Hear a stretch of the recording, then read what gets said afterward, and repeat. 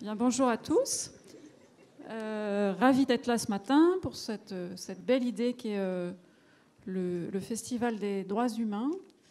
Belle idée et puis nécessaire idée que dans ce programme d'avoir inséré une table ronde sur les droits culturels qui sont peut-être le droit interstitiel qui permet l'exercice de tous les autres. Les spécialistes sûrement reprendront. Si on remonte à la Déclaration des droits de l'homme de 1948 et à son article 27 qui commence comme ça, toute personne a le droit de prendre part librement à la vie culturelle de la communauté. C'est sans doute un point de départ et en même temps il pose déjà bien des questions parce que qu'est-ce que ça veut dire prendre part ? Qu'est-ce que c'est la vie culturelle ? C'est quoi son périmètre ? Et de ces interprétations difficiles naissent déjà bien des débats et bien des discussions.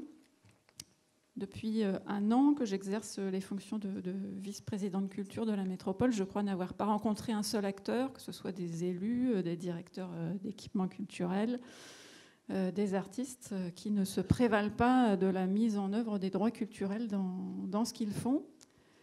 Et pour autant, on ne peut pas dire qu'ils font tous la même chose, ce qui prouve aussi qu'il y a une diversité dans l'interprétation, même si tout le monde parlera de démocratiser les accès à la culture, beaucoup parleront de la participation. C'est une chose de le dire, c'est une autre de le faire, et puis c'est une autre encore de mesurer les effets de ce que nous essayons. Les droits culturels, donc, ils ont été plus spécialement définis il n'y a pas si longtemps que ça dans la déclaration de Fribourg, à laquelle vous ferez sûrement allusion. Et son intégration dans la loi française, elle est encore plus récente. Pas étonnant, donc, qu'on soit encore tous dans des difficultés de définition et de mise en œuvre, d'application, et c'est bien... des pistes que nous essaierons d'esquisser ce matin. Je suis donc ravie ce matin de pouvoir donner la parole à Joanne Bouchard, d'abord, anthropologue et qui travaille auprès du Haut Commissariat des Nations Unies aux droits de l'homme, qui spécialement travaille sur cette question des droits culturels et qui donc se livrera dans un temps record à un exercice périlleux à la fois de définition et puis du coup de mise en perspective des enjeux que cette définition pose. À ses côtés, Sébastien Dubois, qui est sociologue et qui enseigne ici à Neoma Business School, qui lui se confrontera précisément à la question des interprétations et des difficultés parfois de compréhension de ces notions de droit culturel, à travers notamment l'analyse d'une des controverses autour de cette notion, qui est le risque de communautarisme que ça pourrait engendrer, et puis un focus aussi sur la notion de créolisation. Et puis pour continuer, trois acteurs qui, eux, déclineront les aspects peut-être de mise en pratique de ces droits culturels. Loïc Lachenal, directeur de l'Opéra de Rouen, Béatrice Bayer, qui préside la caisse locale du Crédit Agricole de Rouen. Vous voyez que les droits culturels, ça peut nous mener sur des champs pas forcément attendus. Et puis enfin, Émilie Lost, responsable du service patrimoine de la direction de la culture de la métropole Rouen-Normandie. Donc, je l'avais dit, nous commençons par la question de la définition des droits culturels. Et de l'enjeu fondamental que ça peut poser. Et je laisse donc la parole à Joanne Bouchard. Je vais juste tester. Oui, ça fonctionne. Bonjour.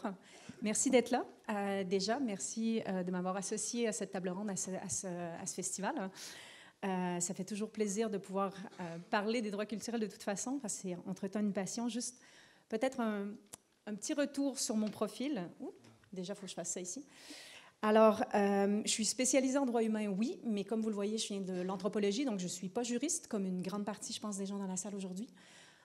Pourquoi c'est important de le dire? Parce que souvent, on se dit, droit, nécessairement, on parle d'une approche juridique. Pas nécessairement.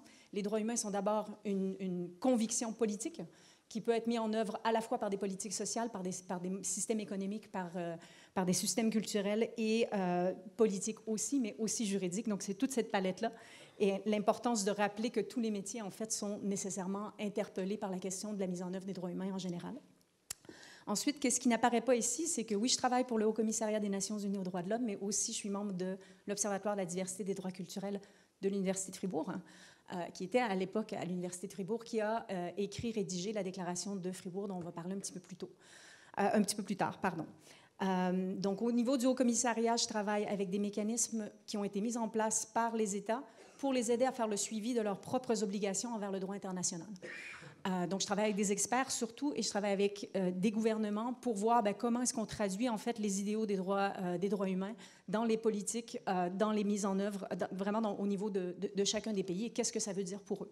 Par contre, aujourd'hui, je vous parle à la croisée de tout ça, non pas au nom des Nations Unies, mais au nom de Joanne Bouchard qui est ici dans la salle. Donc déjà, juste pour une petite introduction. Rapidement sur les droits humains, juste pour reposer le cadre en fait. Les droits humains, c'est à la fois une fin et un moyen. J'ai dit c'est un objectif politique qui est assez élevé, qui est défini à l'article 1 comme étant l'objectif, c'est que tous les êtres humains naissent libres et égaux, en dignité d'abord, en droit ensuite, sont doués de raison et de conscience et doivent agir les uns envers les autres dans un esprit de fraternité. On est d'accord que c'est une belle ligne d'horizon, c'est un très bel objectif, mais qu'on n'est vraiment pas rendu. Okay? Il y a encore du travail à faire. Qu'est-ce que la Déclaration universelle ensuite fait? C'est qu'elle fait une liste de toutes les composantes de ce qu'on entend comme étant la dignité humaine. Donc, on va avoir des droits civils, culturels, économiques, sociaux, politiques qui sont là. Donc, les droits culturels, oui, nouveaux dans le débat au jour d'aujourd'hui, mais c'est des droits qui étaient là depuis le départ. Ce n'est pas quelque chose qui vient d'être inventé. C'est des droits qui existent dans la Déclaration universelle depuis 1948, qui ont été traduits dans les conventions. Je vais vous passer l'historique de leur mise en place. Là, ils sont plus en débat parce qu'on en a eu peur pour une série de raisons qu'on va défendre et débattre juste après. Donc, je vous passe l'historique pour vous dire à peu près de quoi on parle, mais on pourra y revenir s'il y a des questions plus sur comment se sont développés en fait les droits culturels. Mais peut-être juste important de rappeler, on parle toujours, quand on parle de droits humains et donc de droits culturels, de droits qui sont universels. Ça veut dire reconnus à tous. Ce n'est pas seulement des groupes, ce n'est pas seulement des peuples autochtones, ce n'est pas seulement les minorités, c'est chaque personne qui a des droits culturels. Donc, déjà de le poser comme ça. C'est des droits inaliénables reconnus à tout le monde, donc ils ne devraient pas être nécessairement remis en cause, même si c'est le cas encore aujourd'hui. Ils sont des droits individuels, donc pas seulement des droits des groupes, mais bien l'individu à l'intérieur de chaque groupe de aussi faire des choix par rapport à ce qui fait identité et ce qui fait sens, indivisibles dans leur compréhension avec tous les autres droits de l'homme et interdépendants dans leur mise en œuvre, parce que quand on travaille sur la mise en œuvre des droits culturels, nécessairement, et on va le développer, on a aussi un impact sur d'autres libertés et d'autres droits qui sont importants.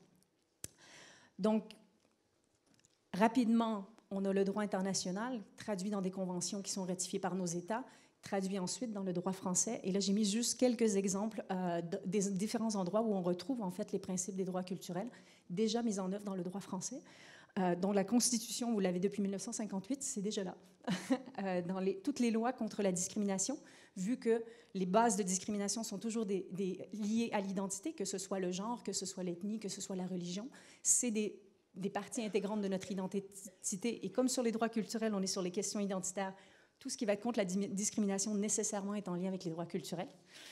On a aussi la loi contre le handicap, l'égalité des chances, la loi NOTRe qui est plus récente, qui fait beaucoup plus débat maintenant aujourd'hui, et la loi création, architecture et patrimoine qui est aussi un peu plus récente.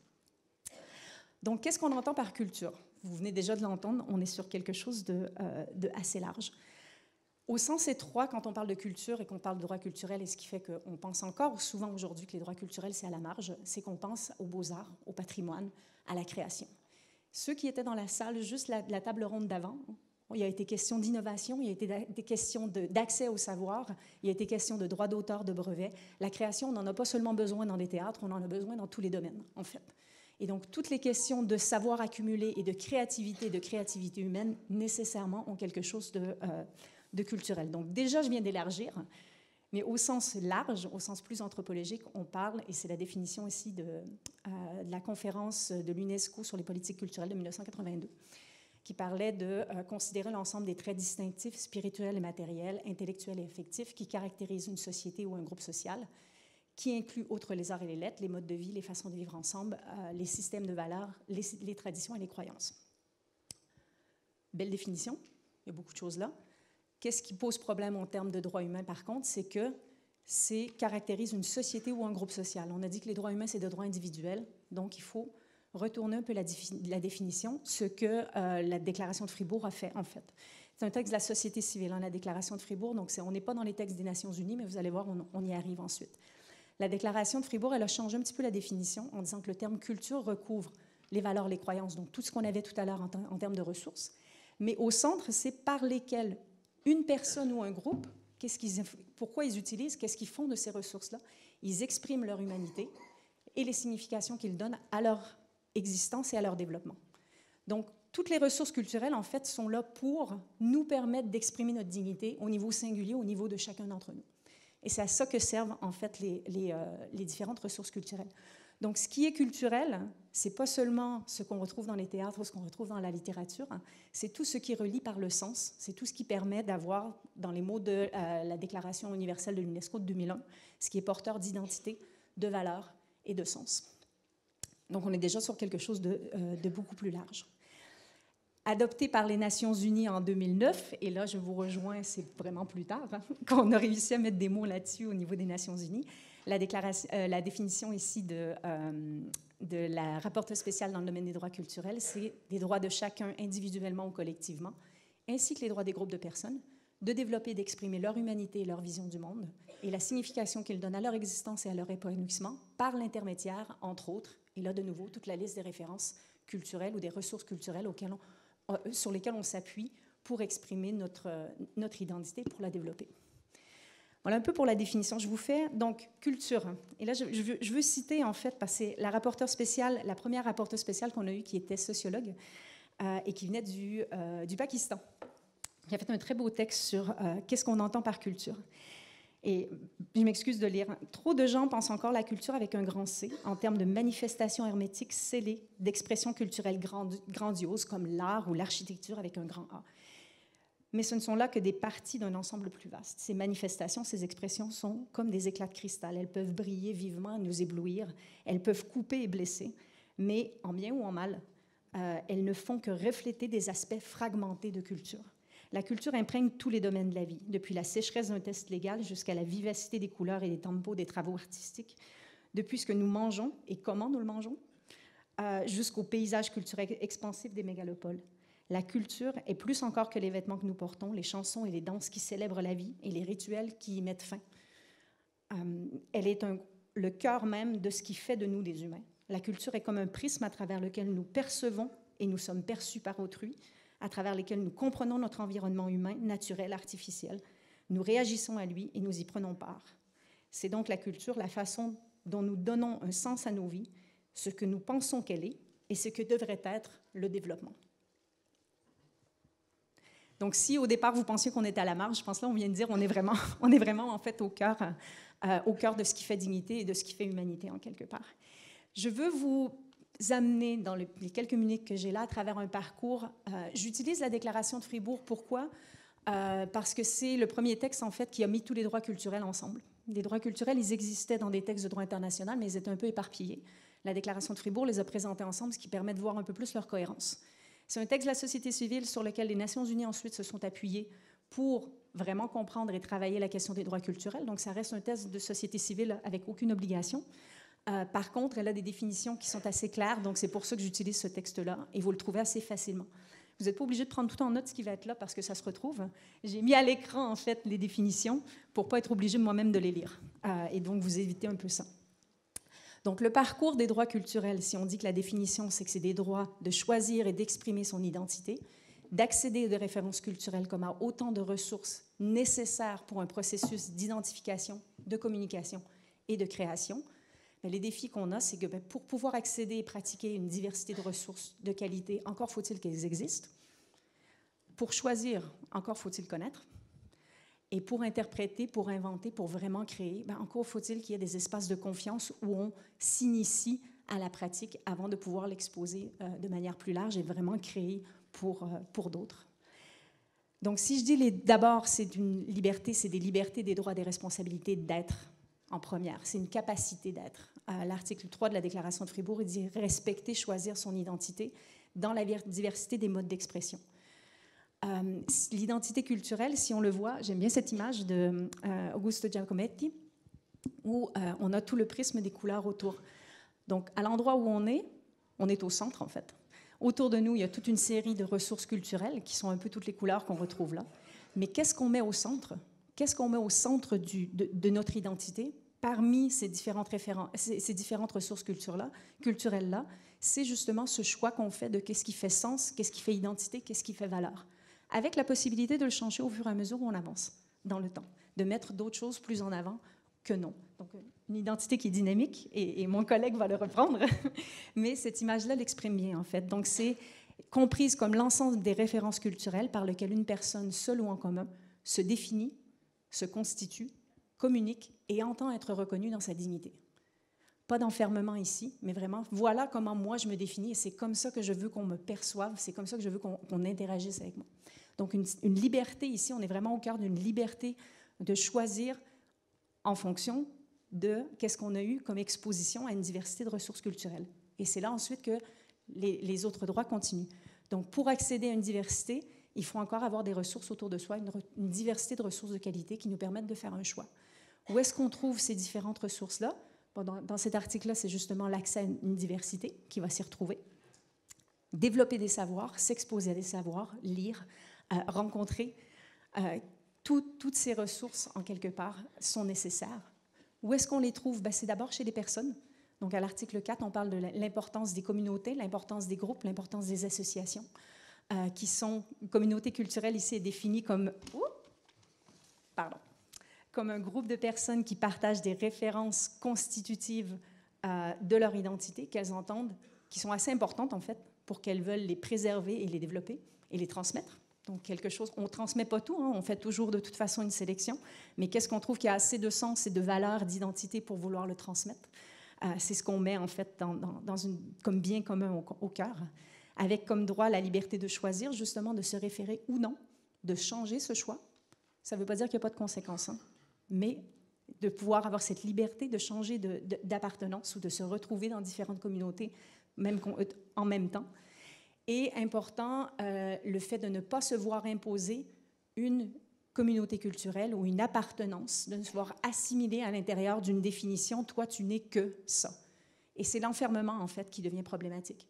Les droits culturels, qu'est-ce qu'ils posent? C'est le fait qu'on a chacun le choix de se reconnaître dans une communauté, oui, mais aussi de s'en défaire et aussi de changer. Donc, une ouverture, en quelque part, même si on reconnaît bien que les communautés sont importantes. Donc, d'abord, on le rencontre chez les gens, cette diversité de ressources culturelles. C'est des gens qui nous initient. Ensuite, on le rencontre dans tous les espaces d'éducation, tous les espaces de transmission de savoir. Je ne vous lirai pas tout ce qui est là, mais c'est qu'est-ce que j'ai mis en jaune, en fait, qui est un peu plus important, c'est de considérer les droits à l'éducation comme un processus qui est tout au long de la vie, qui implique de donner et de recevoir. Donc, c'est un acte réciproque. Ce n'est pas juste j'ai le droit d'être spectateur ici, mais c'est vraiment de contribuer aussi à des savoirs et de les partager, éventuellement de créer des espaces où on partage des savoirs autres que ceux qu'on retrouve dans nos classes et de créer des occasions comme celle-ci, de partager d'autres choses que ce qu'on retrouve sinon dans les livres. Donc, toutes les occasions, tous les espaces de formation font partie du droit à l'éducation, font partie des droits culturels, mais aussi tout ce qui est l'accès à l'information, le droit à l'information. Et tout à l'heure, justement, dans la table ronde d'avant, il y a été question de qu'est-ce qu'on connaît, qu'est-ce qu'on sait, à quel savoir on a accès. Les savoirs scientifiques, l'accès aux savoirs scientifiques et à leurs bénéfices font partie aussi des droits culturels. On est sur du très large. Toutes les questions des droits d'auteur vont en faire partie aussi. Donc, à quel savoir est-ce qu'on a accès? L'importance ici d'une information pluraliste que je voulais mettre en avant, de chercher, de recevoir, mais surtout le dernier point que j'aime bien, qui est le droit à la liberté et la responsabilité qu'on a tous de répondre aux informations erronées. Donc, de répondre aux mensonges publics et dans les cas de désinformation qu'on a eues et qu'on a de manière régulière dans nos espaces publics, qui brisent en fait la confiance qu'on pourrait avoir dans nos systèmes. L'importance, chacun de nous aussi, de répondre et pas juste de laisser circuler des informations qui sont fausses ou qui sont mensongères. Et sur quoi est-ce qu'on forme? Sur quoi est-ce qu'on informe? Quel est le contenu en fait de toute formation, de toute information? C'est des savoirs qu'on appelle des patrimoines, des savoirs accumulés, développés, transmis parce qu'on trouve qu'ils ont du sens. Et c'est ça qu'on met au centre de nos transmissions. Et donc, un article ici sur les patrimoines qui peuvent être définis de manière beaucoup plus large, on est d'accord. Un patrimoine qui sont toutes les formes de savoir, dont les savoirs scientifiques aussi, mais aussi les savoirs artistiques, les métiers, les savoir-faire, les valeurs. Toutes les traditions religieuses vont se retrouver aussi là-dedans. Donc, une diversité de ressources auxquelles on a été exposé. Qu'est-ce qu'on en fait? On a dit c'était les ressources par lesquelles on s'appuie pour choisir ce qui est important pour nous, mais aussi pour communiquer, exprimer, participer. Et je reviens sur le droit de participer, d'accéder, de participer à la vie culturelle. La vie culturelle définie comme l'espace de toutes les interactions, en fait. Donc, pas seulement un espace fermé, mais tous les espaces publics qui sont des espaces de rencontre sont des espaces où on crée culture, où on fait culture. Et participer, le comité qui a défini un peu cet article-là du Pacte international sur le droit économique, socio et culturel, a parlé de accéder, participer et contribuer comme étant les 3 niveaux. Et contribuer, ça veut aussi dire de contribuer à définir ce qui fait culture et de remettre en question, de dire un instant, c'est pas parce que ça a été fait comme ça avant qu'on ne peut plus le remettre en question. Aujourd'hui, on a autre chose et je peux participer à débattre de définir qu'est-ce qui fait culture au jour d'aujourd'hui.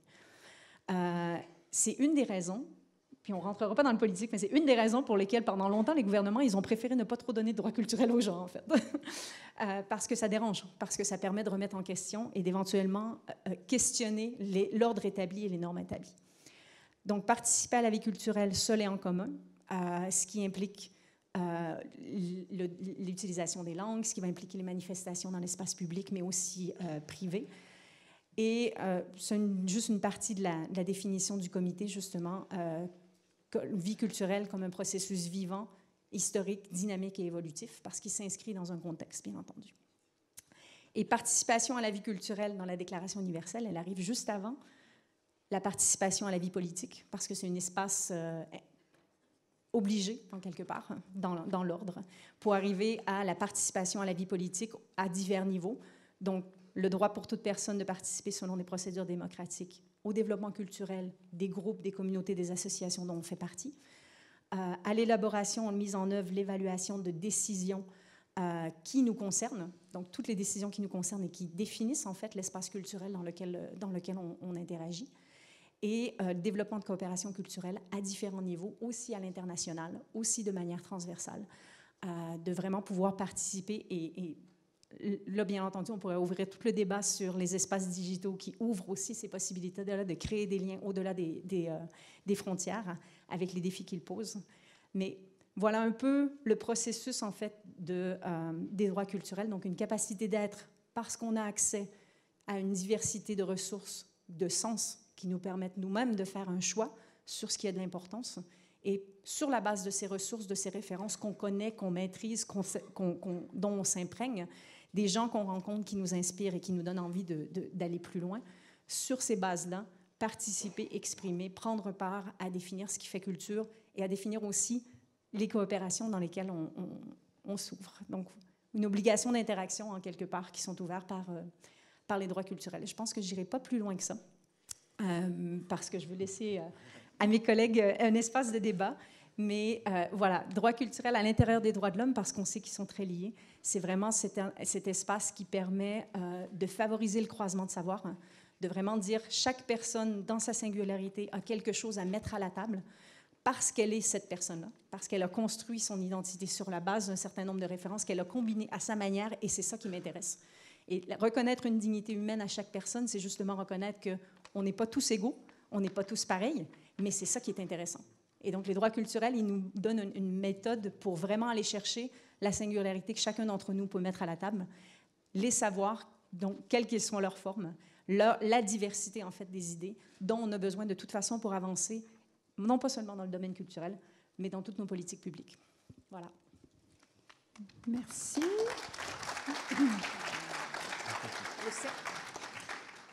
Merci Joanne pour cet exercice complexe de résumer en 20 minutes des propos d'une rare densité du coup, qui vont nous inciter à un peu de méditation derrière, de digestion.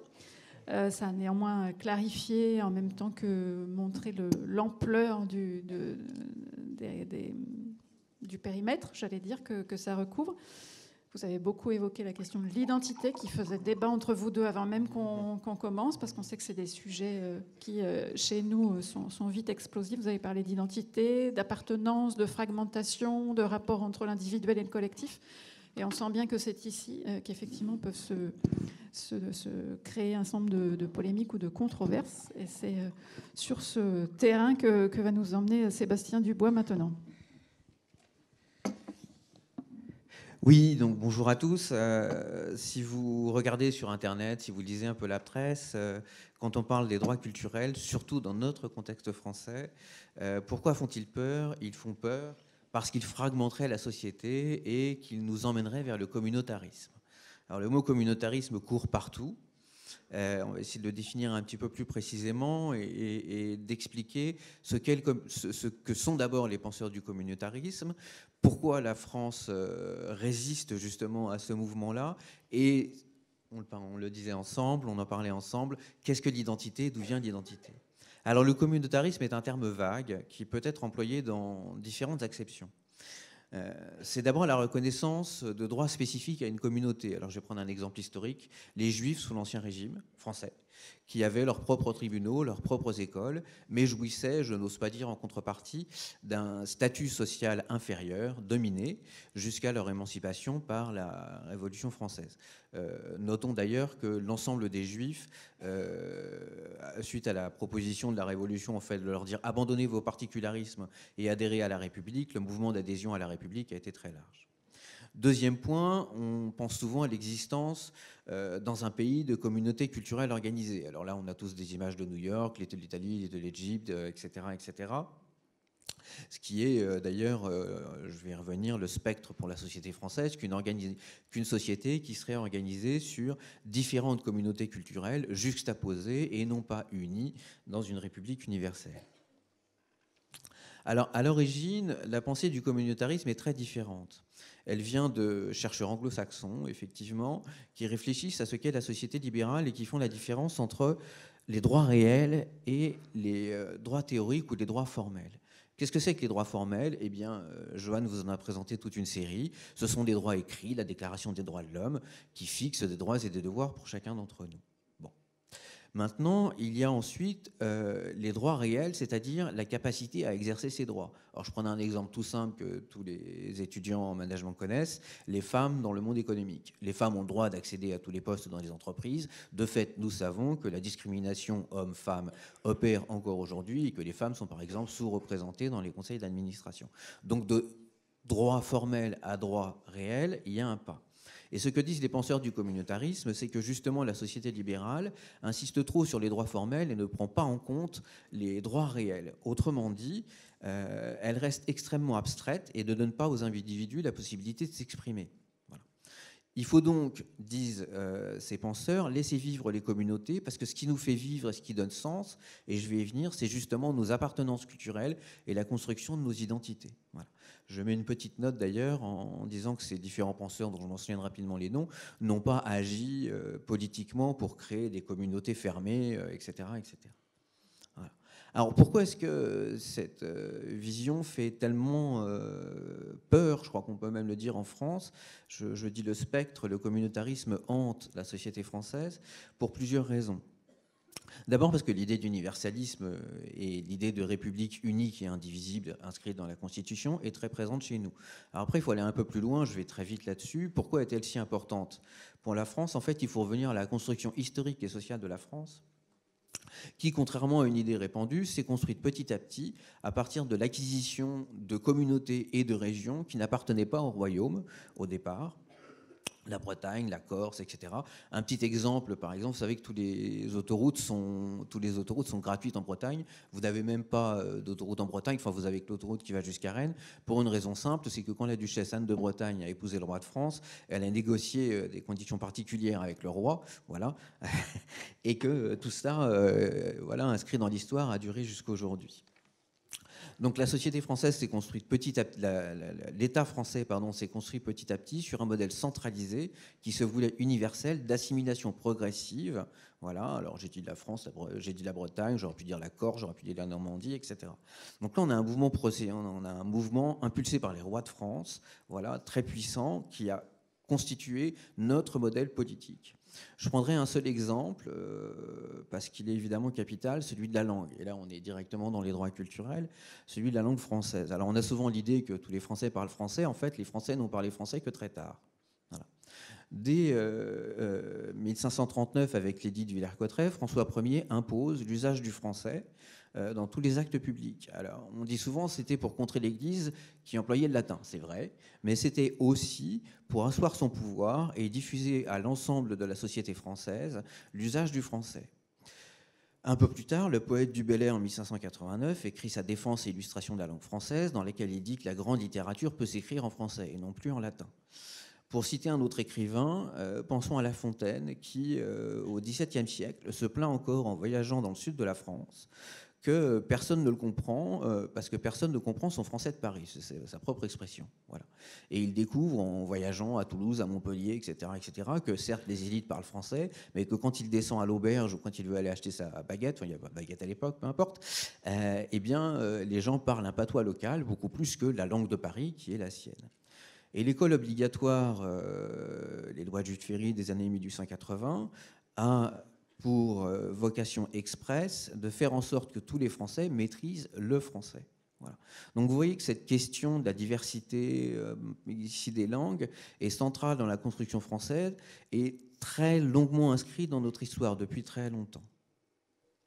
Elle a été encore vérifiée en 1991 par une célèbre décision du Conseil constitutionnel sur la Corse. La Corse s'est vue attribuer, reconnue un statut spécifique, un statut juridique spécifique, mais le Conseil constitutionnel n'a pas voulu reconnaître l'existence d'un peuple corse, parce qu'il n'y a qu'un peuple, la République française une et indivisible, et la langue corse peut être enseignée, je vais y revenir, mais certainement pas une langue officielle. Vous voyez qu'on est toujours encore dans cette histoire-là qui est très présente chez nous.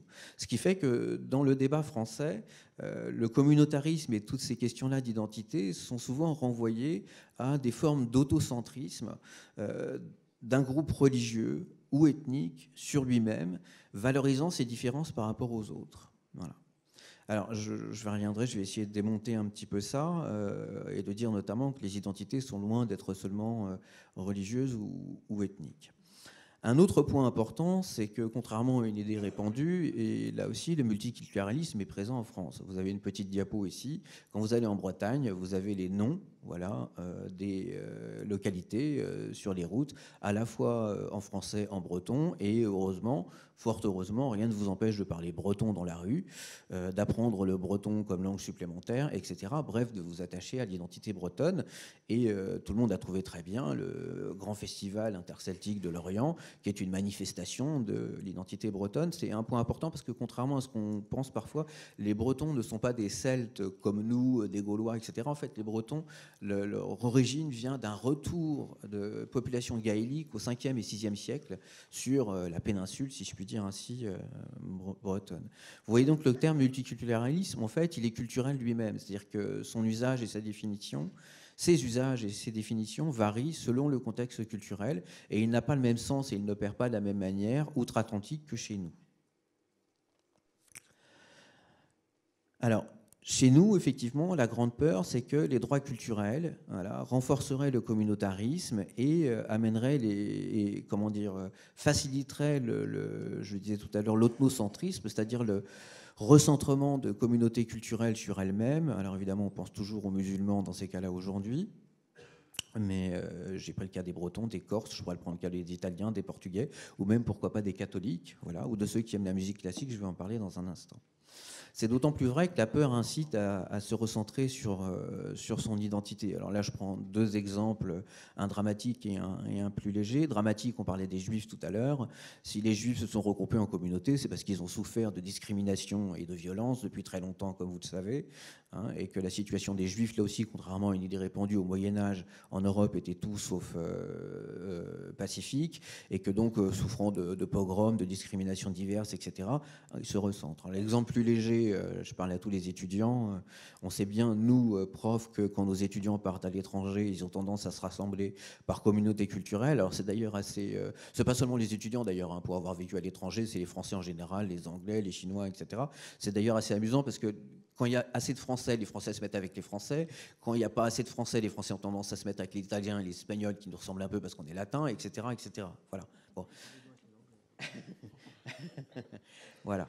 Donc, il y a des phénomènes effectivement de recentrement sur les identités, et ce que veulent les droits culturels, c'est justement contrer ces phénomènes et ouvrir, comme l'a bien expliqué Johan. Tout ça repose sur une vision beaucoup trop centrée de l'identité qu'on trouve dans le débat public, aussi bien chez les tenants du communautarisme que chez leurs opposants. En effet, l'identité n'est pas donnée, c'est un processus. C'est quelque chose qui s'apprend, on s'intègre, on devient quelque chose. Si vous prenez enfin, je vais vous raconter une histoire personnelle. Quand j'avais un peu plus jeune que vous, quand j'étais adolescent, une amie qui avait été adoptée par un couple français qui était d'origine coréenne. Voilà. Elle avait été adoptée à l'âge de 2 mois ou 3 mois, quelque chose comme ça. Elle s'appelait Claire, elle était aussi française que moi. Elle a été élevée par une famille française, elle avait suivi sa scolarité dans des programmes français, elle ne parlait pas coréen, etc. En revanche, ça l'a amenée après à s'interroger, quand elle est devenue plus grande, sur son identité coréenne, ce que ça voulait dire pour elle. Mais voilà, elle avait grandi dans un milieu français, elle s'était socialisée à un milieu français.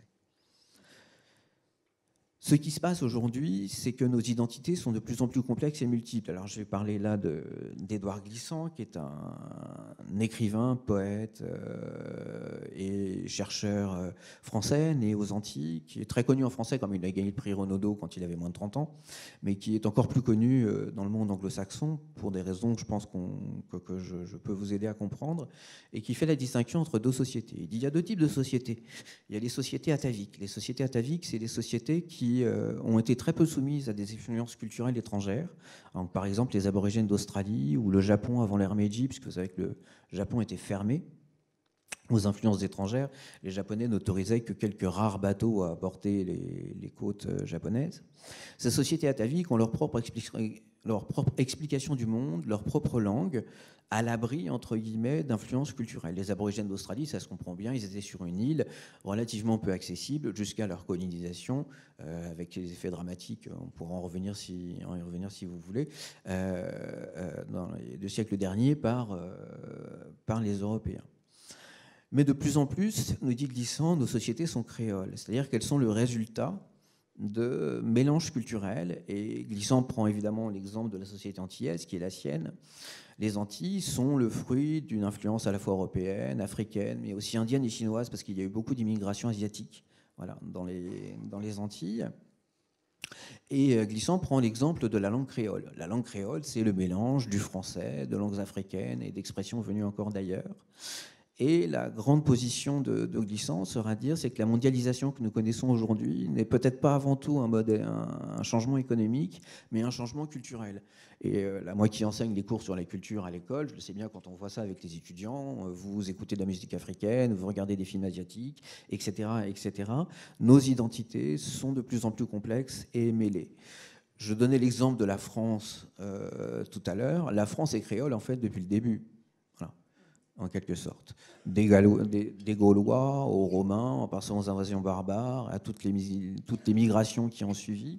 La France est une société créole, enfin, ce qui correspond au territoire de la France aujourd'hui, est une société créole depuis quasiment, on va dire, les origines. Mais tout cela est accéléré par la mondialisation, et donc les positions vis-à-vis des droits culturels et du communautarisme doivent être remis en perspective avec ces mouvements de mondialisation qui suscitent chez un certain nombre de personnes des peurs. Alors pour conclure, les droits culturels, justement, cherchent à inscrire dans les droits de l'homme, je vais pas revenir sur ce qu'a dit Johan, je voudrais juste conclure en disant... si l'identité est un processus complexe, les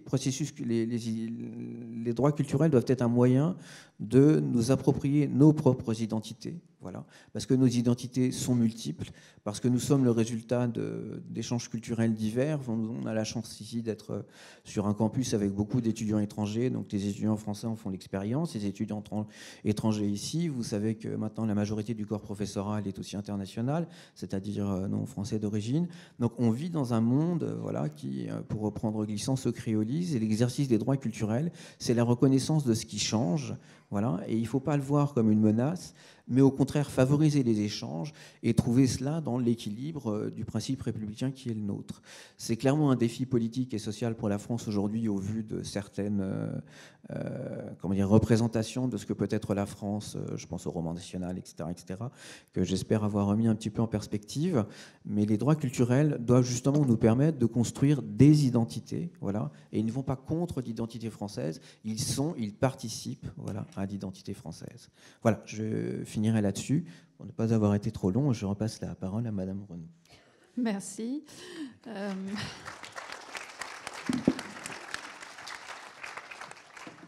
Merci d'avoir abordé, si j'ose dire, ces controverses sans tabou.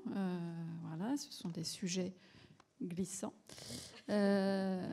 Puisque, voilà, encore une fois, les questions d'identité multiple ou dynamique, selon la manière dont vous préférez les nommer, sont évidemment au cœur de bien des débats politiques aujourd'hui et tournent autour de la question dont chacun peut trouver sa juste place, finalement, dans le collectif. Trouver sa juste place, je pense que chacun d'entre vous trois a essayé de travailler autour de ce sujet, chacun dans son... Vous avez un... Non, vous n'avez pas de... Chacun dans son domaine. Donc on commence par vous, Loïc Lachenal. Vous avez mené une expérience avec le réseau Culture 21 au sein de votre établissement et on vous laisse nous raconter un petit peu vos tentatives. Oui, alors c'est difficile maintenant de s'éloigner un peu du cadre théorique, éthique, philosophique et politique pour mettre un peu les mains dans la pratique. On l'a vu avec les interventions à la fois de Joanne et de Sébastien, les droits culturels touchent à quelque chose d'extrêmement politique et forcément, quand on dit mise en application, on touche à des questions de politique publique, surtout quand on parle de la culture et de la culture en France. Alors merci Joanne d'avoir vraiment dit que les droits culturels avaient une acception extrêmement large de la culture. Pour ma part, je garde la belle définition de Paul Éluard qui disait que la culture, c'est ce qui nous reste quand on a tout oublié. Donc c'est aussi une notion d'apprentissage tout au long de sa vie, d'oubli, d'abandon et de rencontre très large et évidemment bien plus élargie qu'aux beaux-arts, qu'aux pratiques académiques, etc. Quand on parle de culture, en France, évidemment, on dit que c'est politique parce que la création culturelle, elle démarre... bien entendu depuis longtemps, mais dans un cadre politique, sans remonter très loin, au fait du prince, à Louis XIV, au colbertisme, et puis plus tardivement, bien évidemment, la création du ministère de la Culture par un écrivain, par Malraux, qui voulait partager les grandes œuvres de l'humanité. On parlait déjà d'humanité, hein, malgré tout à ce moment-là, mais juste partager. Voilà. Donc, quand les notions de droit culturel arrivent en France et qu'on parle de culture, forcément, elles se heurtent à la question de la politique culturelle et on voit bien qu'elles trouvent leur traduction dans des textes légistiques qui parlent de culture. La loi création, architecture et patrimoine, qui était la grande loi sur le spectacle vivant que les acteurs culturels avaient demandé à François Hollande de mettre en œuvre. Voilà. Donc ces droits culturels, finalement, s'immiscent dans nos pratiques presque comme une obligation. En tout cas, les références sont là. Et faut-il encore bien les comprendre et bien les connaître? Alors, c'est évidemment étonnant de la part du réseau des opéras et des orchestres que je représente, parce que finalement, c'est j'allais dire le sommet le plus émergé de l'iceberg culturel, pour dire les choses, ce qui est vécu comme le plus académique, ce qui est vécu comme le plus institutionnel, potentiellement le plus lourd, le plus descendant aussi. Et la première question qui est venue à nous, c'est en fait, dans cette question de droit culturel, quelle est notre place dans la diversité culturelle? La diversité culturelle, vous l'avez dit tout à l'heure, la diversité des ressources, des offres, elle nous impose déjà, à nous professionnels de notre secteur, de nous décentrer un tout petit peu de notre historique et de considérer qu'en fait, on n'est pas plus valeureux que les autres et qu'on fait partie, comme plein d'autres pratiques, dans la diversité culturelle, qu'on a notre place dedans, mais ni au-dessus, ni en dessous, ni à côté, mais simplement au centre. Et du coup, le beau gamier de couleurs de Giacometti montre bien que si on veut prendre la couleur bleue, il existe aussi la couleur verte et puis plein de nuances connaissances tout autour. Donc ça, c'était déjà un fait extrêmement important. Et puis la deuxième question, pour nous, qui était aussi tout à fait politique et aussi heurtante que la question des identités, c'est la question de la participation. Parce que forcément, quand on parle d'opéra et d'orchestre, on parle de musiciens, d'artistes qui sont extrêmement bien formés au bout d'un processus d'apprentissage académique très long. Donc comment on met en perspective la question de la participation, c'est-à-dire une forme de spontanéité et une forme d'exigence des pratiques qui est finalement l'issue de cet apprentissage historique. Et là encore, comme le risque du communautarisme, on pourrait tout à fait en rester sur un débat hyper stérile sur la question du relativisme, du populaire, du savant. Et en fait, il faut le balayer parce que cette question d'excellence, pour lâcher le mot, on se rend compte qu'on peut tout à fait la re-questionner aujourd'hui à l'aune des droits culturels parce que cette excellence de la pratique, chacun d'entre nous, dans ce qu'il fait, dans ce qu'il entreprend, est tout à fait libre d'y avoir accès et même de s'en revendiquer. Donc ça, c'était un point vraiment important. Alors, qu'est-ce qu'on a fait ? On a évidemment, grâce au soutien des politiques publiques mises en place depuis des années, nos institutions vivent dans l'obligation de partager avec le plus grand nombre ce qu'on fait. Donc c'est vrai que cette idée de la participation, c'était quelque chose qu'on avait déjà. Donc il a fallu bien comprendre. Et on s'est lancé sur un processus assez long, qui a duré quand même une année entière, d'analyse clairement de nos pratiques. Alors pas de nos pratiques telles qu'un directeur d'une institution pourrait, j'allais dire, incarner la mise en œuvre d'un projet, mais dans la pratique que tous les professionnels qui vivent dans nos maisons font leur métier. Ça va évidemment du musicien d'orchestre, du régisseur plateau qui est au service des artistes, des personnels qui sont de nos collaborateurs qui sont en lien avec les spectateurs à la billetterie, ceux qui sont missionnés plus concrètement pour aller aux rencontres des publics dits plus éloignés, et de questionner en toute transparence à l'aune de la grille de lecture, de cette référentiel d'analyse très, très fort et très puissant que sont les droits culturels, que d'aller questionner nos pratiques. Et c'était un travail vraiment passionnant et foisonnant. On a vraiment, avec un autre orchestre partenaire, analysé très concrètement des projets de médiation, des projets de création artistique. Et finalement, on a pu rassembler à l'aide de ça tout le fonctionnement de nos maisons autour de 5 grands chapitres qui sont à chaque fois, j'allais dire... qui se décline entre les enjeux, les problématiques et quelques propositions. Et finalement, c'est autour de cette notion à la fois d'excellence qu'on a, tout le monde l'a compris, bien élargie, on a pu se rendre compte que nos missions, notre travail, cet art de l'excellence, c'était l'art d'affirmer de la singularité pour construire du commun. Donc ça, c'est intéressant aussi par rapport à ce que vous avez dit, c'est-à-dire comment on se retrouve à un moment donné tous aussi différents, avec des parcours aussi différents, autour d'une rencontre unique, celle d'une œuvre, et comment on partage du commun à ce moment-là, et qu'est-ce qu'on fait évidemment autour de ça pour s'y retrouver.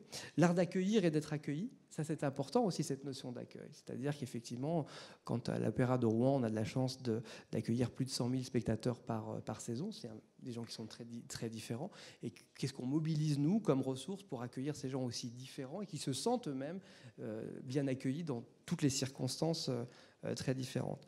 L'art de partager la saveur d'une œuvre, c'est-à-dire qu'est-ce qu'on en fait une fois qu'on l'a reçue, comment on peut en parler, comment on peut soi-même se mettre dans une position critique, d'interrogation et donc de partage. L'art d'acquérir de l'expérience et de transmettre, ça c'était aussi important, cette notion d'éducation tout au long de sa vie. Donc effectivement, quand on participe à un spectacle vivant, on produit une expérience collective, on acquiert des savoirs, des savoir-être, et après effectivement le fait de le vivre ensemble nous permet toujours de le partager et de le renforcer. Et puis bien entendu, l'art d'enrichir un écosystème, parce que dans une grande maison comme les nôtres, on n'agit pas seul et on agit au carrefour de multiples intérêts, multiples acteurs économiques, sociaux, artistiques, bien entendu, comme je l'ai dit. Donc finalement, on s'est rendu compte que la mise en œuvre des droits culturels était plutôt un chemin éthique qui appartient non pas aux institutions, mais à tout à chacun.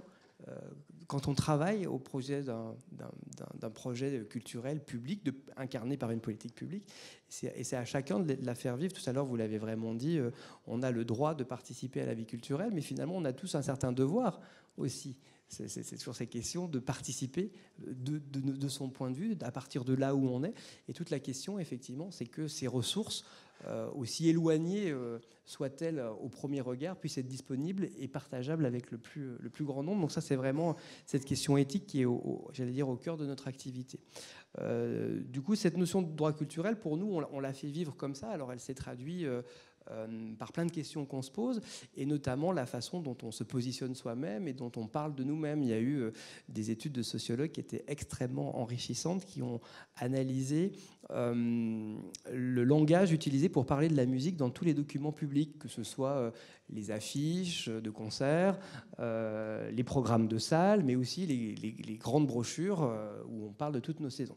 Et en fait, alors, c'est la culture par la culture, Radio Londres existe, et encore plus dans le monde de la musique classique. Pendant très longtemps, cette académie s'est retrouvée dans de la communication, puisque finalement, on ne considérait peut-être qu'on ne pouvait apprécier la musique qu'en ayant une base solide de connaissances nécessaires. Et on se rend compte que tout le langage de promotion était en fait un petit peu excluant, parce que on ne parlait que de choses techniques, caractérisées, avec des mots très savants.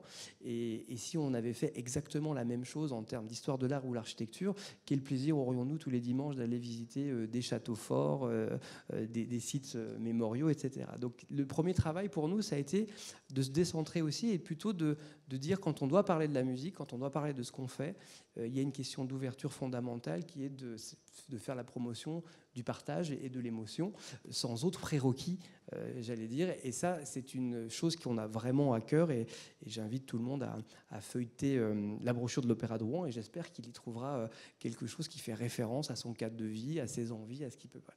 Donc on l'a décliné comme ça sur nombre de supports de communication, jusqu'au programme de salle, qui est la feuille qu'on remet à nos spectateurs, qui fait vraiment l'explication de ce qu'ils vont entendre le soir même.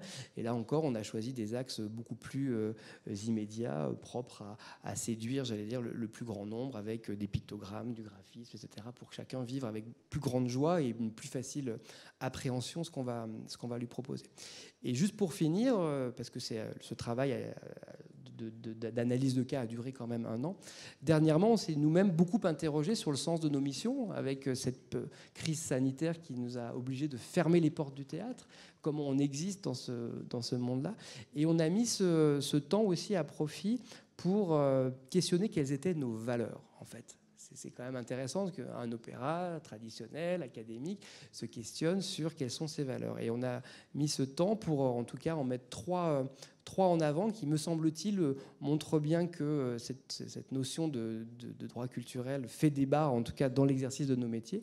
Et ces 3 valeurs, alors, la première, c'est peut-être la plus facile, c'est l'ouverture. Donc l'ouverture, quand on parlait de diversité culturelle, l'ouverture à tous les répertoires, au monde d'aujourd'hui, considérer que bien que nous ayons une envie d'excellence, c'est-à-dire que ce que nous allons produire, on essaye de le faire au meilleur niveau, on peut confronter toutes les expressions artistiques du moment et de la planète. Voilà.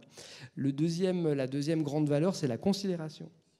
Et la considération, c'est une notion très importante, parce que ça va au-delà de dire venez tous, venez comme vous êtes. C'est au contraire prendre le soin de réfléchir à qui nous fréquentons, au monde qui nous entoure, aux grandes thématiques du moment, à l'environnement évidemment, etc.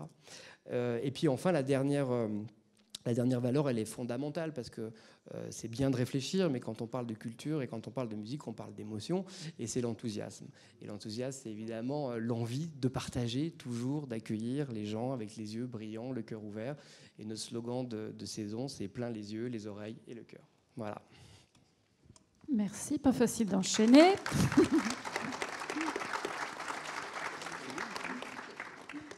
Merci en tout cas pour ces mots, pour votre définition d'un chemin éthique.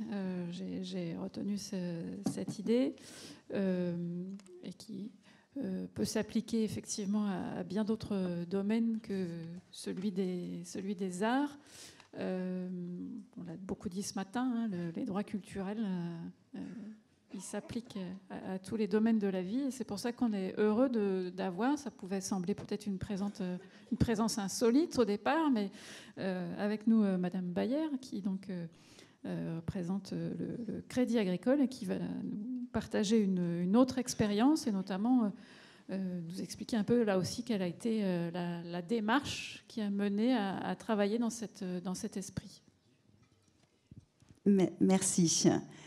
Donc effectivement, moi je vais tenter de répondre en fait à la question du comment notre action donc au Crédit Agricole, hein, qui une entreprise privée, s'inscrit dans cette grille de lecture des droits culturels qui viennent donc de nous être exposés, rappelés, voire expliqués pour certains d'entre nous.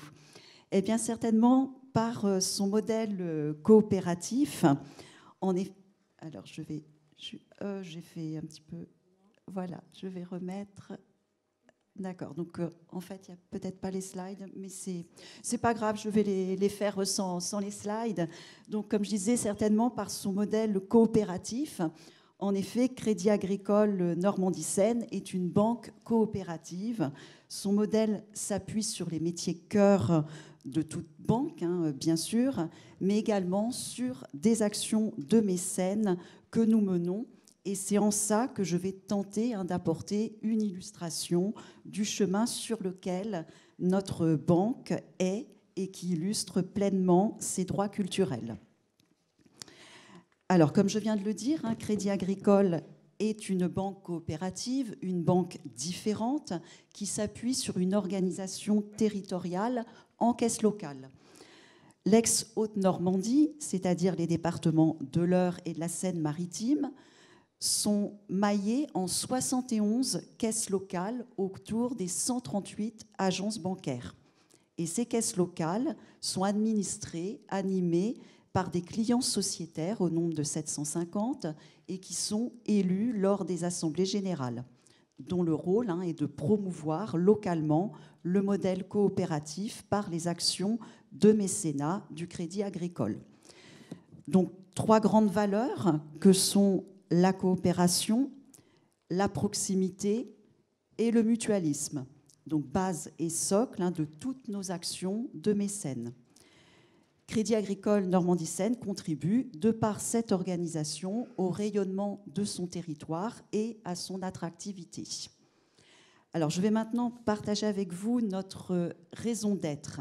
Donc, comme indiqué sur l'écran, notre raison d'être est agir chaque jour dans votre intérêt et celui de la société, afin de mieux appréhender les réponses aux questions suivantes que je vais poser.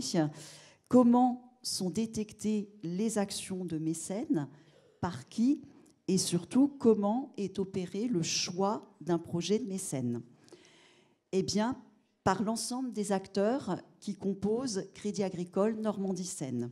Donc c'est un chemin co-construit, main dans la main, et au service du client et du territoire. Donc le premier acteur, ce sont les conseillers professionnels en agence, en échangeant avec chacun des clients, en expliquant au démarrage ce qu'est être sociétaire, ce que permet le sociétariat sur son territoire, en proximité, afin que chacun ait le choix de le devenir ou pas. Et par la suite, dans le cadre de la relation clientèle, s'instaure donc une meilleure connaissance et le cas échéant, des actions de mécène peuvent émerger. L'exemple du client qui peut être bénévole dans une association. Le deuxième acteur, ce sont les administrateurs, c'est-à-dire les sociétaires élus, qui sont les ambassadeurs pour échanger autour de soi et de repérer les besoins de mécènes à travers leur propre cercle de connaissances, leur réseau. Et tout ça toujours en proximité territoriale. Alors je viens de répondre à la question du qui, je vais poursuivre avec celle du comment. Comment sont détectées les actions et pour quel projet nous opérons une action de mécène? Eh bien, tout d'abord, je vais préciser que chaque acteur est formé au repérage et champ d'action éligibles aux mécènes, donc des actions d'investissement sur des axes très divers, le social, la santé, le handicap, le sport, le patrimoine, et en faveur de publics variés, les enfants, les jeunes, les personnes handicapées, les plus démunis. Donc il y a aussi les journées du sociétariat au sein des agences par caisse locale qui sont organisées chaque année et auxquelles sont invités des associations aidées et des clients pour se rencontrer, échanger. Et enfin, il y a l'Assemblée générale annuelle qui est organisée pour relater toutes les actions menées et surtout pour échanger et partager. Merci.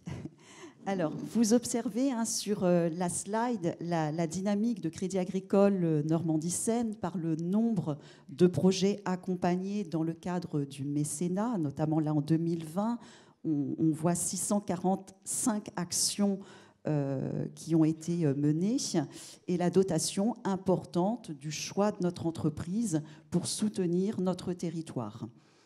Alors, pour bien comprendre notre modèle et les droits culturels, je vais terminer mon propos par une illustration. Alors, sur le volume de projets accompagnés et au regard du temps qui m'est imparti ce matin, j'ai tout simplement décidé de relater la dernière action. Alors, vous observerez néanmoins sur la slide quelques photos illustrant cette diversité d'actions sur l'ensemble du territoire, comme je viens de l'expliquer. Donc, la dernière action menée en septembre dernier donc par la caisse locale de Rouen, que je représente, où on a décidé d'aider le festival Courant d'Art à l'occasion des 500 ans de l'église Saint-Maclou, et particulièrement en finançant par un mécène tout un concert. Alors, si je reprends le déroulé des questions, le qui. Alors, nous avions aidé il y a quelques années au financement du carillon de la cathédrale. Donc, naturellement, le diocèse est revenu vers notre caisse locale. Le choix. Donc, l'action a été présentée au sein de la caisse locale et l'ensemble des administrateurs y ont vu tous les critères pour accompagner ce projet. Donc, une action bien inscrite sur notre territoire, sur l'axe du patrimoine, de la culture, et surtout pour cette action, tous ont choisi de faire bénéficier à des sociétaires de la caisse locale de Rouen l'entrée à ce concert. Donc c'est ainsi que 140 sociétaires ont participé il y a quelques semaines à un concert au sein de l'église Saint-Maclou en écoutant Jean-Baptiste Monod, donc un organiste virtuose, et surtout on peut découvrir son orgue du voyage, donc une conception de l'artiste même permettant d'être directement en contact avec le public.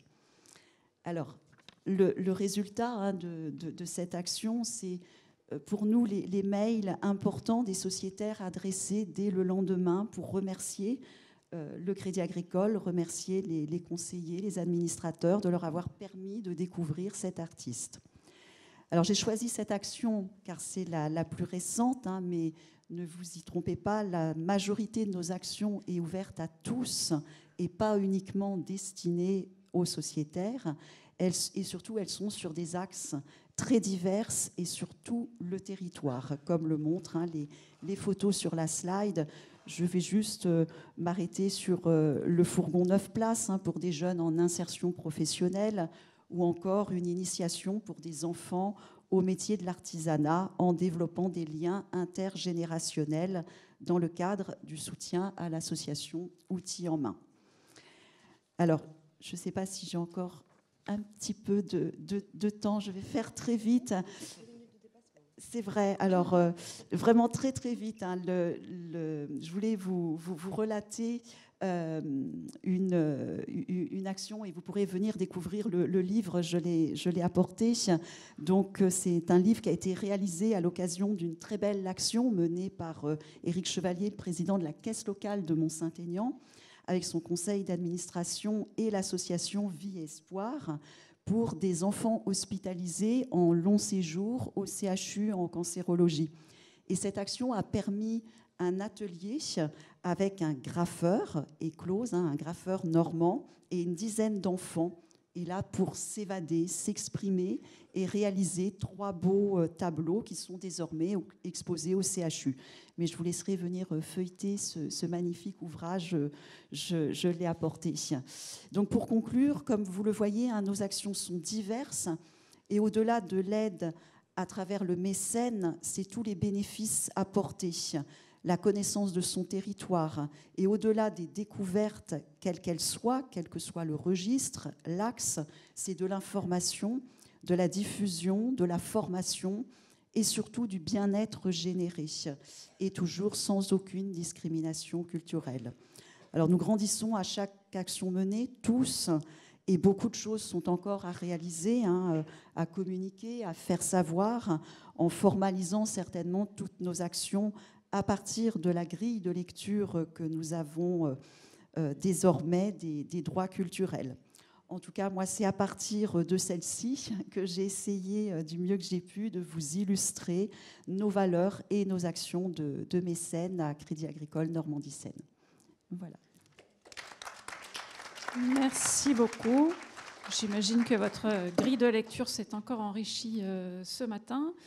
Et comme elle est effectivement complexe, on va pour conclure écouter Émilie Lost qui va nous raconter un petit peu justement comment le service patrimoine de la métropole cherche à sensibiliser le plus grand nombre à ces enjeux. Tout à fait, effectivement, là, on a pu voir là ce matin que là, on est vraiment face à un référentiel éthique, il n'y a pas de doute, éthique, philosophique, tout ce que vous voulez. Bon, c'est chouette, ça emplit nos cœurs, nos cerveaux, tout ce qu'on veut, mais là, maintenant, comment on fait pour agir concrètement? Donc, je pense qu'effectivement, là, vous vous dites, bon, bah là, oui, ok, mais comment j'applique maintenant dans mon quotidien, dans ma profession, comment j'applique ces droits culturels? Alors c'est vrai que nous, sur le territoire, on a eu pas mal de chance parce qu'il y a eu pas mal d'interventions, de conférences, de formations. Donc Loïc Lachenal a parlé de la présence du réseau Culture 21 sur le territoire. Donc il y a eu pas mal de choses, notamment menées par une structure qui s'appelle Culture et Citoyenneté. Et donc on a été plusieurs professionnels de la culture. Pour l'instant, on reste un peu culturo-culturel, mais on a bon espoir de pouvoir évoluer sur ce thème-là. Et donc, on a été pas mal à être sensibilisés. C'est comme ça qu'on essaie à être repéré par le réseau Culture 21 pour intégrer une formation nationale qui va durer 2 ans, donc qui a commencé en 2021 et qui va continuer jusqu'à la fin 2022. Et donc, on a été, on est mobilisé par le réseau Culture 21 pour devenir formateur droit culturel. Bon, soyons honnêtes. Ça n'a pas de sens de parler de formation ou de formateur dans les droits culturels. Vous avez bien compris que c'était un espèce de travail interne de chacun pour se positionner par rapport à des notions. Donc, l'idée, c'est pas tant de former que plutôt d'emmener un tas de gens qui voudront bien, des curieux, des gens qui se disent non mais là c'est plus possible, je peux plus faire mon métier comme je le fais aujourd'hui. Il faut vraiment que j'intègre ces droits culturels à ma pratique. Donc nous, notre idée, c'est d'embarquer un peu tous ceux qui ont envie et de les emmener dans ce qu'on pourrait appeler une sorte de recherche-action. Et donc la recherche-action, c'est aussi une méthodologie qu'utilise le réseau Culture 21. Et donc cette méthodologie, ils l'ont appelée PAIDEA. Excusez-moi, c'est bon. Mes petits slides en même temps. Et donc, PAIDEA, c'est un mot donc, grec qui veut dire éducation, ou plutôt processus d'éducation. Donc, on est encore dans cette idée-là de mouvement, comme on a parlé autour de l'identité tout à l'heure, donc de cette chose qui fait qu'en fait, on est toujours en démarche d'apprentissage. Et donc, leur technique, Loïc en a un peu parlé tout à l'heure, elle se décline autour d'études de cas. Donc, on prend un projet qu'on a mené en intégralité, on le questionne, on le triture, on le repasse intégralement à la grille des droits culturels. Donc, à cette grille de lecture. Donc, les 8 droits. Ah oui, est-ce que j'ai été dans le respect de l'identité? Est-ce que j'ai été dans le respect de la communauté? Est-ce que là, on retrouve bien les diversités? Est-ce que... Et paf, paf, paf, la participation, la coopération. Et on re-questionne l'intégralité des projets comme ça. Et ça nous permet de ressortir les points positifs, les points forts, les points faibles, et de se re-questionner et de toujours repenser nos projets en conséquence. Donc, ce sont des études de cas d'une part, et d'autre part, des rencontres de professionnels. Parce qu'évidemment, quand on se rencontre pour faire ces études de cas, ou individuellement ou en petits groupes, eh ben, on se rencontre justement. Et donc, on échange, on discute.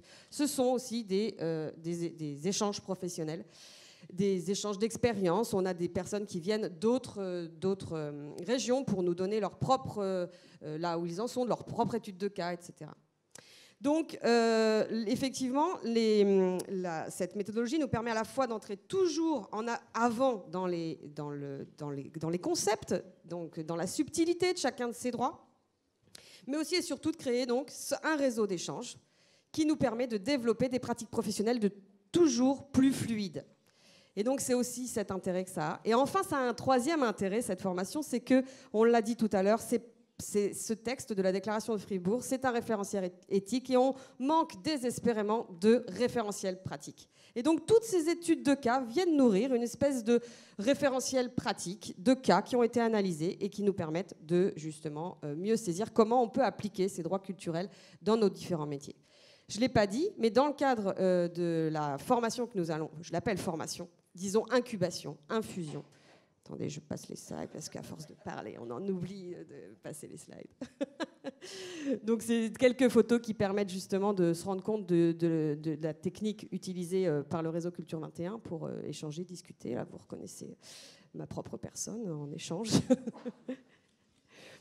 Et donc, du coup, notre volonté, nous, sur le territoire, c'est effectivement on a choisi en fait un terrain, puisque c'est comme ça que ça s'appelle, qui nous est un peu commun, qui serait capitale européenne de la culture. C'est un terrain qui est assez ambitieux, puisque du coup c'est objectif 2028. Donc ça nous donne un peu de temps, aussi un peu d'ambition devant nous pour se dire, bah ok, alors sur notre territoire, allons-y. Et on commence à sensibiliser tous les gens là où ils sont, puisqu'on parle bien, on a bien dit que les droits culturels, ils se jouaient à l'endroit individuel de chacun. Donc oui, on va aller chercher chacun individuellement pour que chacun puisse se questionner autour de ses droits culturels. Et donc, on se donne 2028, on a le temps de toucher sacrément du monde d'ici 2028, c'est ça qui est bien, et de pouvoir développer toujours des projets qui sont respectueux des droits culturels.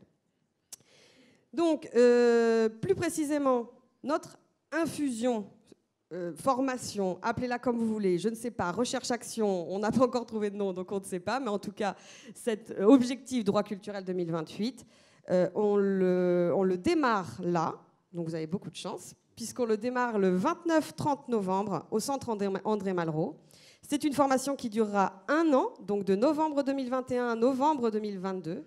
Et donc comme on a bien attisé vos curiosités là maintenant, il n'y a plus qu'à maintenant, il faut mettre les mains dans le cambouis, il faut y aller. Et donc on vous invite tous à nous rejoindre, donc 29-30 novembre, une journée au mois de mars, une journée au mois de juin, une journée au mois d'octobre. Et dans les interstices, des rencontres, des échanges, des discussions, et toujours continuer à maturer ces droits culturels à l'intérieur de nous-mêmes, puisque c'est quand même le but.